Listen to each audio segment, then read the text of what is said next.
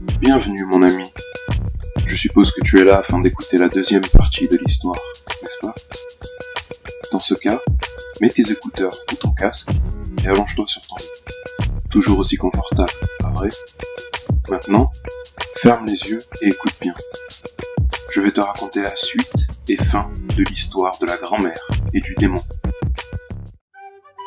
Le jour suivant l'arrivée du démon, la femme décida de l'amener dans le fameux petit café dont elle lui avait parlé la veille, et pendant qu'il marchait, toutes les personnes de sa ville furent surprises. « Qu'est-ce que c'est que cette chose? C'est quoi ce bazar? Annette !» Et la femme répondit à chaque fois par « Vous ne vous rappelez pas de mon petit-fils, Todd ?» Et après un certain temps, toute la ville dut jouer le jeu, car personne ne voulait dire à la petite vieille Nettie que son petit-fils était en réalité un démon, car c'était la première fois depuis longtemps qu'ils la virent tous aussi heureuse depuis la mort de son mari. Au fur et à mesure des mois qui passèrent, sa vision se réduisa de plus en plus. Alors Todd lui ramena un chien des enfers dans la maison afin de lui servir de chien d'aveugle. Mais ce dernier fit un peu peur aux gens dans la ville à cause de sa taille impressionnante pour un chien, ses longs poils noirs et sa bave qui était comme de l'huile avec une gueule qui pouvait s'ouvrir jusqu'au niveau du dos. Mais Miel aimait ses bonbons durs et ne faisait pas couler d'huile sur le tapis. Et quand Todd devait retourner en enfer pour des affaires à régler, Miel restait collée à Annette et reposait sa tête géante sur ses genoux, sans oublier de fouiner dans les poches de cette dernière pour trouver du caramel dur.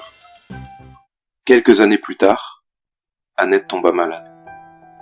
Elle passa la plupart de son temps au lit, et cela devient de plus en plus clair pour son médecin qu'elle ne terminerait pas le mois. Lorsqu'il apprit ceci, le démon passa son temps à faire des allers-retours entre le monde des humains et l'enfer afin de trouver un remède, quelque chose qui pourrait la sauver ou au moins prolonger sa vie. Il a même essayé de faire en sorte qu'elle lui vende son âme, mais elle a juste ri et lui a dit qu'il ne fallait pas qu'il parle comme ça. Alors qu'il restait encore quelques jours avant la fin du mois, Annette rendit l'âme, Todd à ses côtés. Un jour, la faucheuse vint pour elle, et Todd lui demanda ce qui allait arriver à l'âme d'Annette. Elle lui répondit avec une voix sans émotion qu'Annette avait passé les dernières années de sa vie à traîner avec des créatures des ténèbres et qu'il n'y avait qu'un seul destin possible pour son âme. Todd, refusant d'accepter ce destin pour Annette, affronta la faucheuse afin de l'empêcher de s'en prendre à l'âme d'Annette. Il réussit à blesser la créature et cette dernière s'enfuit. Sachant qu'Annette ne pouvait plus rester dans le monde des humains et refusant de laisser la faucheuse récupérer son âme, il prit cette dernière dans ses bras. Il l'avait déjà fait auparavant, lorsque les mortels lui vendaient leur âme. Mais cette fois-ci, l'âme ne lutta pas, et bien au contraire, elle tendit les bras et l'enlaça, lui caressant les joues et lui disant qu'il avait été un bon garçon, un si joli garçon, comme son grand-père. Todd se rendit ensuite en enfer. Il tenait fermement l'âme d'Annette contre lui alors qu'il traversait le paysage sombre et abandonné de cet endroit. Un sacré contraste par rapport à la chaleur et la douceur de la maison d'Annette. Éventuellement, dans un recoin éloigné de son monde, Todd trouva ce qu'il cherchait. C'était un endroit où les autres démons ne se rendaient pas. Un large rocher, craquelé et brisé, avec une fente juste assez large pour que Todd puisse passer à travers. Cette craquelure le fit réfléchir, mais l'âme d'Annette fit un commentaire sur le fait de devoir rentrer à la maison pour nourrir Miel, ce qui motiva Todd à avancer. Il marcha dans les ténèbres pendant un moment, avant d'émerger dans une lumière si brillante qu'elle l'aveugla à l'espace d'un instant. Ses yeux s'ajustèrent lentement, et il réalisa qu'il se trouvait face à deux immenses créatures, toutes deux faisant au moins 2 fois sa taille. L'une d'entre elles avait 6 ailes et une tête de lion, tandis que l'autre était une créature amorphe à l'intérieur de plusieurs anneaux flottants. Celle avec la tête de lion grogna et lui ordonna de retourner d'où il venait en lui disant qu'il n'avait rien à faire ici. Todd baissa les yeux et regarda l'âme d'Annette dans ses bras. Il prit une grande inspiration et ne dit qu'un seul mot. « S'il vous plaît ». Les deux entités furent surprises par ces paroles. Elles étaient bien trop habituées au fait que la race de démons à laquelle appartenait Todd soit normalement agressive. Elles débattèrent entre elles, se disputant. La créature amorphe semblait vouloir le laisser passer, tandis que celle avec la tête de lion semblait vouloir rester stricte.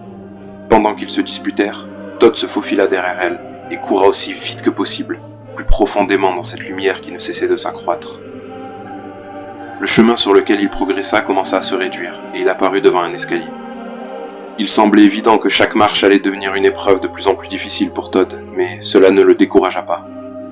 Il commença à gravir les marches, se remémorant des souvenirs au fur et à mesure qu'il progressait vers le haut. Annette et lui jouant au bingo pour la première fois. Annette et lui regardant leur série préférée ensemble. Annette s'endormant sur une chaise et Todd la portant délicatement jusque dans son lit. Annette faisant de la limonade pour Todd pendant l'été, tandis qu'il réparait un trou sur le toit et qu'il nettoyait la gouttière.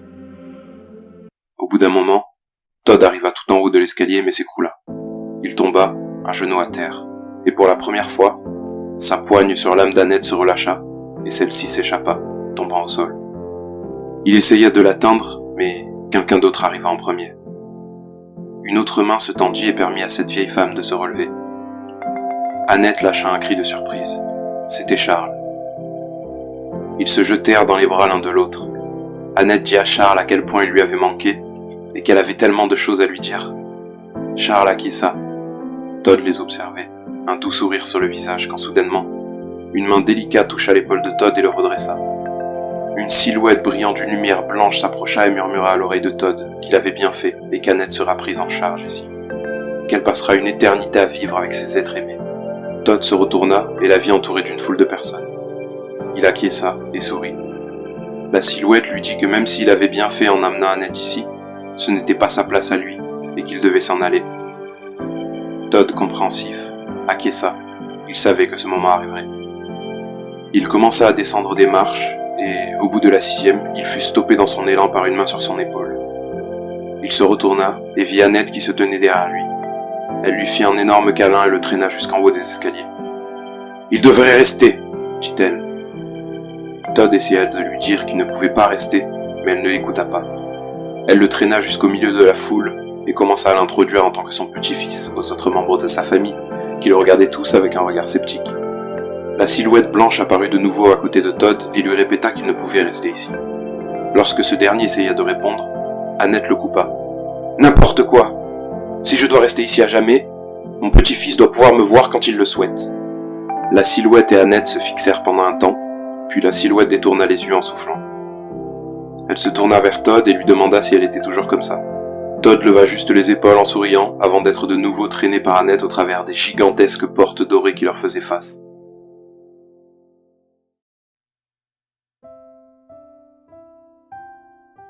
Mais alors qu'il marchait vers ce qui semblait être le paradis, Todd remarqua quelque chose. Les yeux d'Annette étaient bleus. Elle n'était plus aveugle désormais. Il prit une inspiration et demanda « Tu n'es pas aveugle ici, mais tu n'es pas surprise. Depuis quand ?» Annette souria et lui répondit « Oh, Toddy, ne sois pas bête. Mon petit-fils biologique ne fait pas 12 pieds de haut et ne détruit pas tout lorsqu'il éternue.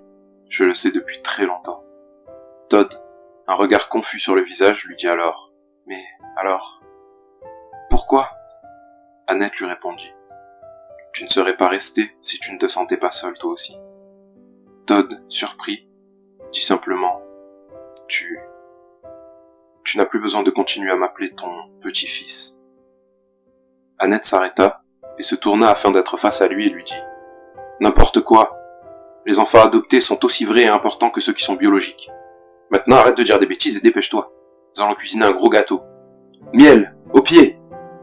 Un air confus, Todd se retourna et ce qu'il vit le mit sous le choc. Leur chien, Miel, le chien des enfers, courait vers eux avec un grand sourire sur la gueule. Todd se retourna de nouveau pour faire face à Annette qui le regardait avec un grand sourire. Et celle-ci lui dit « Bienvenue à la maison, mon enfant. » Todd la fixa et une larme coula sur sa joue de démon. Il baissa les yeux et prit une grande inspiration avant de lever le visage. Un grand sourire sur les lèvres et les yeux pleins de larmes avant de dire « Je suis rentré, grand-mère. » Et ceci marque la fin de l'aventure de nos deux compères. Si tu le souhaites, tu peux aller lire l'œuvre originale par toi-même. J'ai fait quelques changements dans la narration et j'ai rajouté des phrases, notamment la partie finale, afin de transformer plus ce texte en une histoire qu'une discussion. Mais le lien est dans la description. En tout cas, j'espère que tu as apprécié ce moment, car moi oui. Bien, je te dis à bientôt, mon ami.